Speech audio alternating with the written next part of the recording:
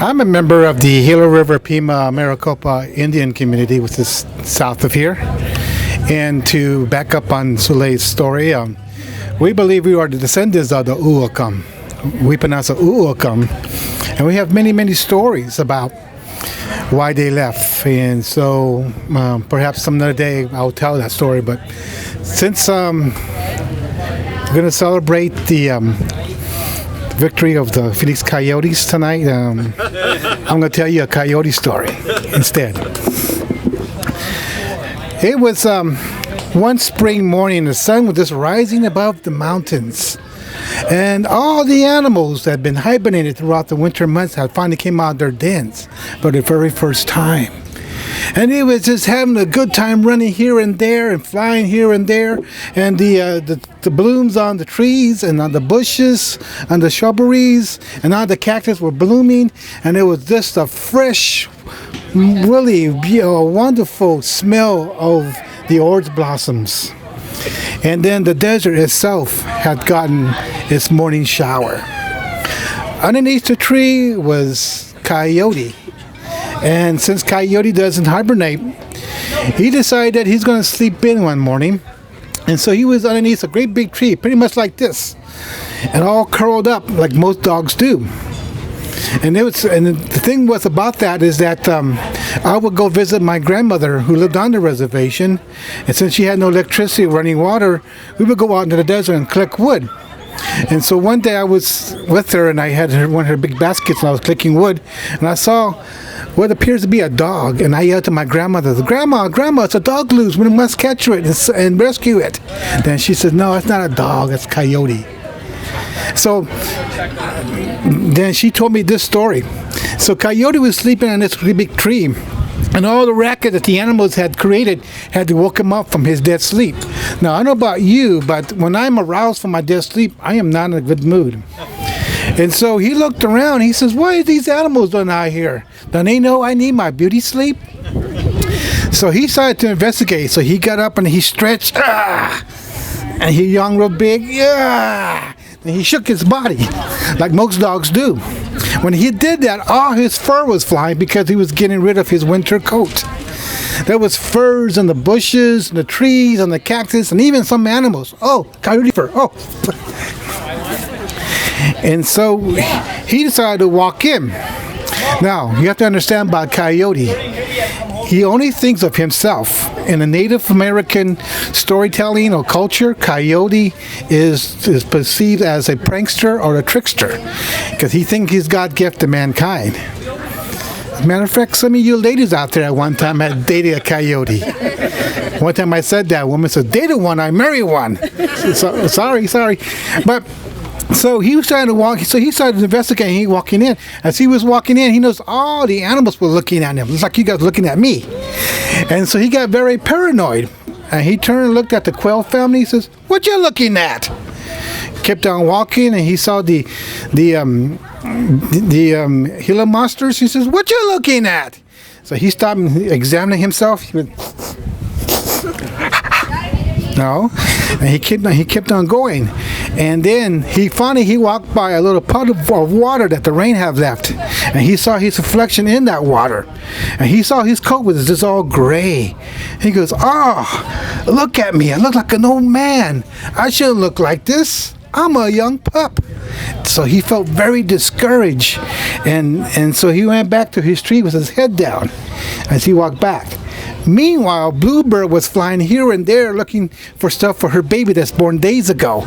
And she sees Coyote walking with his head down and around the back of his neck with a big fluff of fur sticking out.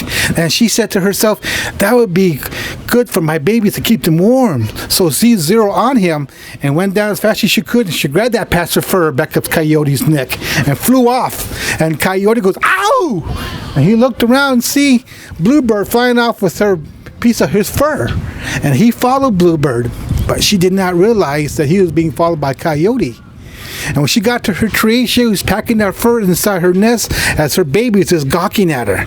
And she turned around, she sees Coyote looking at her. She became frightened. And she said, oh, please, Mr. Coyote, don't harm my babies. Oh, I'll do anything you say. Well, that's the wrong thing to say to Coyote. So he's sitting there and thinking and scheming. He says, I will not hurt your babies or you if you can teach me how. I can get a blue coat like yours. Look at my coat, all gray. I shouldn't look like this. I'm a young pup. I look a Cardi, which means old man in autumn. And she says, I'll be happy to, but you must come down to the magic lake. It is there I renew my coat. And so they immediately went on his old horse trail to the magic lake.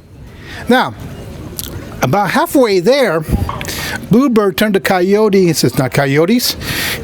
Coyote, there's only one. There's some rules you have to follow. And he stopped. He says, rules? What are you talking about?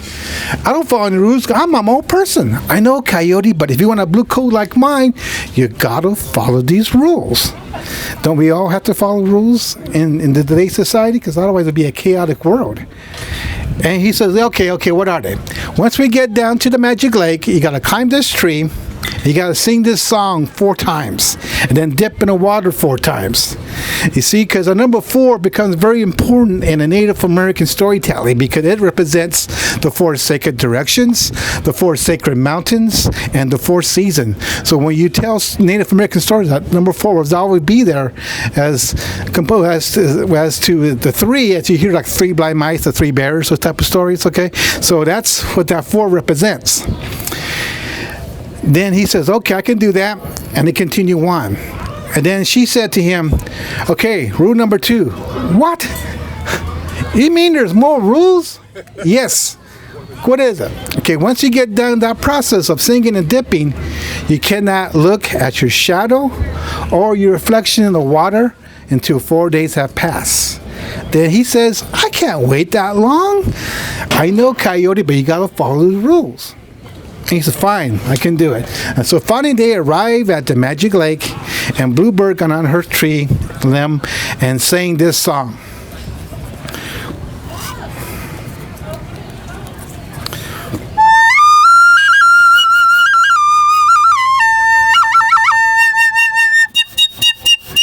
And she dove in the water. Every time she came back out, her coat got bluer and bluer. And so at the 4th and final time she did it, she got on the banks and he shook off the excess of her water, and she flew off to go home. As she was flying away, she turned to Coyote. Now remember, Coyote, you cannot look at your reflections in the water or your shadow till 4 days have passed, as her words just floated away in the air. And so Coyote was left there by himself. And he said, well, I can do this. So immediately he started climbing the tree. Now, Coyote is not a tree climber, so every time he climbed up, he keep falling back down. And so he's getting very frustrated. And so he thought to himself, wait a minute, I remember my father told me once to take my time and doing things, and he would make it right, because if you rush it, it will not come out wrong, and he will get more frustrated. So he took his time climbing this tree. So finally he got on the tree limb, and he balanced himself. And then he took out his bamboo flute and copied her song.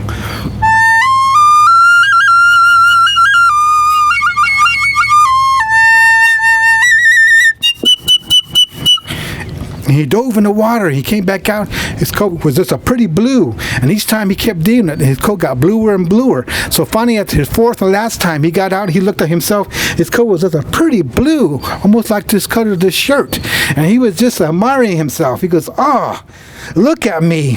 I'll be one of the most handsome animals back in the desert. I must go back to the village, show off my coat. And so immediately he started walking back. And he had this arrogant walk about him. He was walking, and he walked by the peacocks. And he said, hey, peacocks, look at me. I'm prettier than you are. He kept on walking. He saw the cactus wrens, and the cactus, he said, look at me, cactus wren. I'm prettier than you are. How you like that? And he kept on walking. And funny, he came across a puddle of water that the rain had left. And he thought to himself, you know, it won't hurt me if I take a tiny, tiny little glimpse. And when he did that, right in front of him was an old tree stump, and he tripped over, and he kept rolling and rolling and rolling. Finally, he stopped. He got up, and he looked at his coat. It was no longer blue. It was covered with dirt and sand. So he shook violently this way, then he shook violently that way. It was still covered with dirt and sand. Then he ran back to the magic lake and did that process over again. But this time, he was panicking. They kept doing it over again and over again. Still, his coat was still covered with dirt and sand. And then finally he got to a point that he could no longer do it anymore. He was so tired. And then he turned and walked into the desert as a very sad animal. To this day, we can hear him out there crying.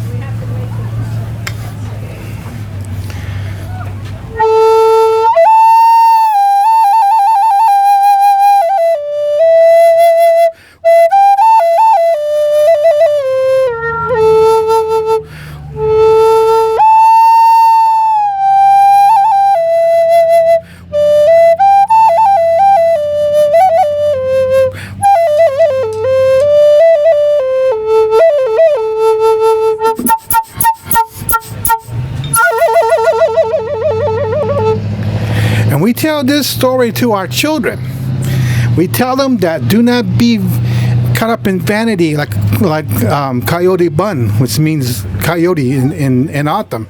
And he says, because the Creator has made the way you are, and that do not change in a way that will hurt you in the long run, and that change in a very positive way, that it will honor your family, your friends, and your community, and most important, honor you as a person that the Creator had made you the way you be. Thank you so much.